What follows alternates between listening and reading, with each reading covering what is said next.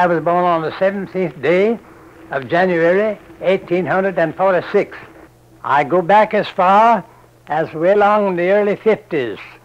My first recollection of public living, and especially political living, as I may call it, was when I learned as a boy of 9 or 10 that my home was in the state of Virginia. I didn't know about states before that time. Then time passed pretty rapidly because I was attending high school, and I remember distinctly the occasion when John Brown, the poor man, sought freedom for the slaves. He's there in my state. I heard about it pretty distinctly. I felt sorry, and yet sympathizing with my elders, I felt some resentment. Now, while some in my section, Southeast Virginia, I knew of some brutality, as I call it, exercised toward some of the Negro slaves, as a whole, the Negroes got along very well. Now, my father's Negroes, why, I associated with them. In fact, being the baby of the family, I didn't have any white children for associates. Therefore, I played around with the Negro children. 4 years passed by. Then came up the great struggle when the Republican Party had become a power in the land. In 1860, Mr. Lincoln was elected, as you know. And I remember that there was a good deal of excitement in my section that the Negro slavery would be interfered with. Negroes would be set free and all that. Well, I didn't feel much interest about it because I felt kindly toward the Dockers, and they were kindly toward me and toward my family. Now, I was attending school, as I said, and when in the spring of 61, when news came that war was actually declared. In fact, it had been coming when South Carolina, as we heard, seceded from the Union. Well, wonder now what Mr. Lincoln will do when he is seated on the presidential chair. Well, there was a variety of feeling about it, even among our 75 or 100 young men, boys, at school. But right at once, when war was declared, about half of our pupils, young men over 18, quit school, joined companies of infantry, cavalry, and in their homes, in surrounding counties, and in that vicinity. I wanted to go too, but my father said, "Now, son, you're too young." I was just 15, just a little past. And if the war continues long enough, you may have an opportunity. Well, so I rested, and the war began, and I heard about it. And I heard that at the Battle of Williamsburg, some of my classmates fell in the battle there. Well, I grieved about that because they were boys that I'd been brought up with. They were a little older than I, but I felt sorry that they were killed. Then, in 62, although General Lee had still a pretty good army, he began to need more men, naturally. Although the big battles, or the largest battles, had not come yet. But my neighbors around there, some of them who were over 45, kinsmen of mine, some of them, began to get up a company of cavalry. And I, a boy of 16 and a half years old, joined the cavalry company, which afterwards was attached and counted with others among the 24th Virginia Cavalry. Now, for a long time then, from August 62 on until 64, great battles had been fought in there. We heard of the Battle of Gettysburg. And finally, our camp company was taken away from the Blackwater border, guarding that section of the country from the incursions of Federal soldiers who might cross the Blackwater River and it chew on and come over into Confederate territory. We were taken in the spring of '64, our regiment was, in the neighborhood of Petersburg. And while we were camped just north of Petersburg, General Grant began his invasion of that part of Virginia.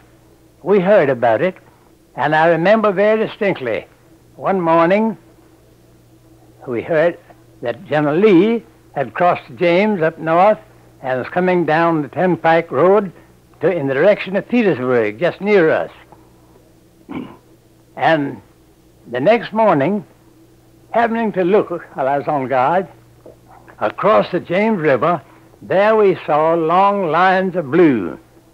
The infantry of the Army and United States flags on the other side of the James, coming down to beyond the mouth of the Appomattox River that flows into the James, in order to cross on the pontoon bridges and thus begin the invasion of that part of Virginia and in the city of Petersburg. Thus, I was not with that part of the army. My regiment was moved up north of Virginia, of Richmond, I mean, north of Richmond, and thus we guarded that city for several months while General Lee and General Grant were struggling there near Petersburg. While that was going on, there were some skirmishes and one, small battle I was in. I was not in any of the larger battles, probably fortunately, maybe unfortunately. Well, General Ewell commanded the General Lee's corps near Richmond, and I remember we were called up one day and took the Darbytown Road, and some mile or two, I don't know, we never counted distances or time in those days. We turned off from the road, main road, and went down a road through a wood. After a while came to an opening, and there was a line of blue boys and with some artillery. And we charged them, and that's where I was struck the first and only time in my leg, which laid me up 2 months. I was sent home on furlough. Now, I want to bring in one or two little points there that might be of interest to some. We were around Richmond, my regiment was, all the time then, on doing little or nothing, while that war was still going on. And after a while, a Saturday evening, the first day of April, 1865, we were ordered, and by the way, in the meantime, about half of my regiment had lost their horses. The Confederate soldiers owned their own horses, and when they lost a horse, it was difficult at that stage to secure a substitute. Anyhow, I lost mine. I've forgotten just now how. I don't believe it was in battle, however, at that time. Now, orders came for a dismounted part, or demounted, I might say, of the regiment to fall in line and march. We stopped on the way and spent the night. That is Saturday night. The next day was a beautiful day, Sunday. We didn't know what was going on. We were within a mile of Richmond, and there was a turmoil there. And that day, as you all know, that day, the President Davis was attending his usual services at his church, St. Paul's Church. Right in the midst of the sermon, the front door opened, and a courier rushed in and went up to President Davis, handed him the paper. He opened it, and it was a dispatch from General Lee saying, "Mr. President, I am so heavily pressed by the enemy that I'm compelled to abandon Petersburg." Mr. Davis arose and left, and the congregation broke up, and in a few minutes almost, there was pandemonium then in Richmond. We marched out of Richmond early the next morning, on the 3rd, and started in a southeasterly direction. We didn't know which way nor where we were going, but afterwards it showed that we were attempting, under General Ewell's command, to come in contact with General Lee somewhere down southwest of Petersburg. Well, the Federals under General Sheridan overtook us, our command of about 3,000, in Amelia County, Virginia, and after fighting several hours, General Ewell surrendered us, and thus I became a captive. I went to prison along with this command, and we landed in Point Lookout, Maryland, down here. And the day after we reached there, as a curious boy, I arose pretty early. We just gotten there the afternoon before.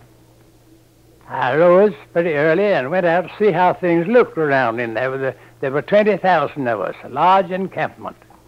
Happened to look across in one direction, I don't know which. Well, there was a flagpole and a flag on it just rising. I stopped and looked at it with curiosity.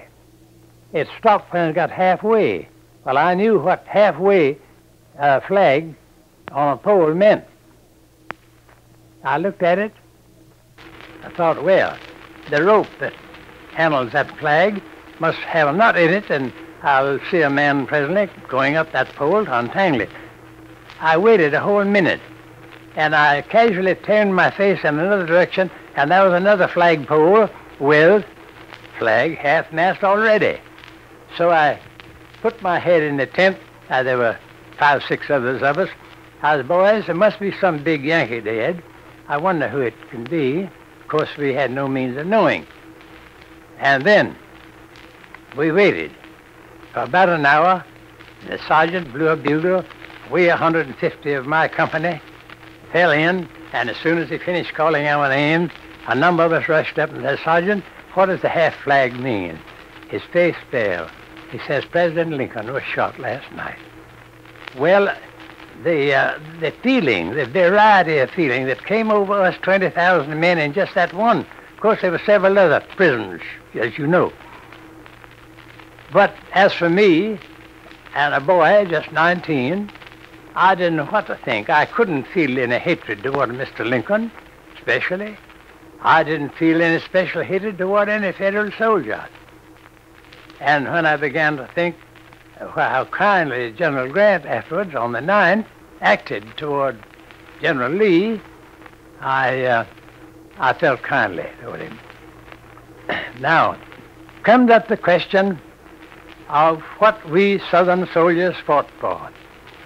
My friends, as a boy of 16 and a half years old, I didn't think about any abolition of slavery. My mind wasn't developed enough to take in what the politicians had in mind, and hence there was no trouble as to the freedom of the slaves. About half of the Negroes, of my father's Negroes, left and went to Norfolk to be under, as they considered, protection, but another half, 40, 50 of them, remained there and cultivated the crops until after the war. The South did not fight for the preservation or extension of slavery.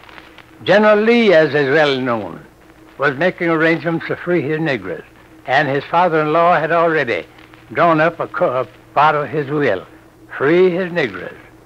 My friend, it was a great curse on this country that we had slavery, and I thank God that I did not bring up my boys and girls under a system of slavery under which I was brought under.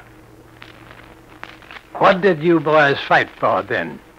Here's what a great many people do not know. That as a young man that way I couldn't understand it fully. But I look back now and see my part in it and saw what we struggled for. And that was for states' rights. For states' rights. And as many of you know, immediately after the war, the rights of the various states, well, especially in the South, were very much curtailed, if I may use that word. And since then, I have noticed, you let things come up, that encroach on the ordinary states' rights which we have preserved, and we find that the North, the boys that wore the blue, are with us in preservation of the states' rights.